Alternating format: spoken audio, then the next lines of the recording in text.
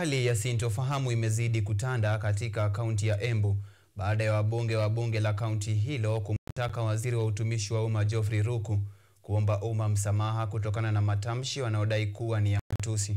Wabunge hao wamemshutumu Ruku kwa kuwadhalilisha wakati wa mahojiano ya moja kwa moja kwenye kituo cha redio, hatua ambayo inatishia kuzidisha migawanyiko ya kisiasa kabla ya uchaguzi mdogo wa Mbeere Kaskazini mwezi wa Novemba tarehe 27.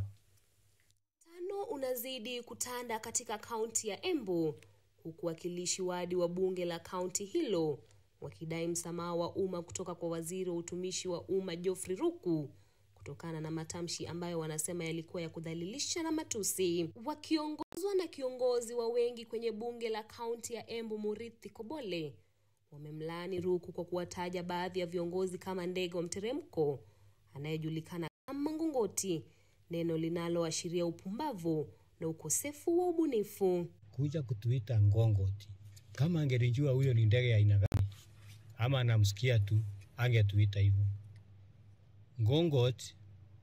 Ngongoti ni ndege ambaye haikuagi na akili, kwa sababu ngongoti inatafutaga makao yake ya kukaa katika miti. Akizungumza katika ukumbi wa bunge, Kobole ametaja maoni ya waziri Ruku kuwa ya kushusha hadhi kutoka kwa kiongozi wa kitaifa, akisisitiza kuwa Ruku lazima badilishe kauli hiyo hadharani kupitia jukwaa la redio aliyotumia.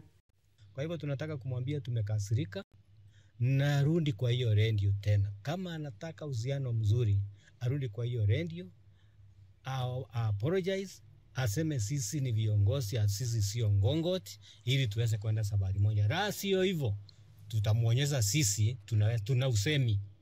Naibu Spika Ibrahim Swale amesema kuwa kumtusi mbunge mmoja ni sawa na kutoheshimu bunge zima, na kuonya kwamba tabia ya Ruku inaweza kugeuza uchaguzi mdogo wa Novemba 27 kuwa mpambano wa kisiasa.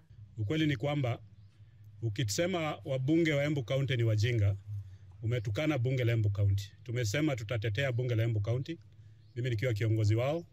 Tumesema tutaprotect image ya bunge la Embu County, because katika rekodi za nchi, bunge ambalo katika muhula huu ambalo limeweza kuperform among the best top 10 in the country ni bunge la Embu.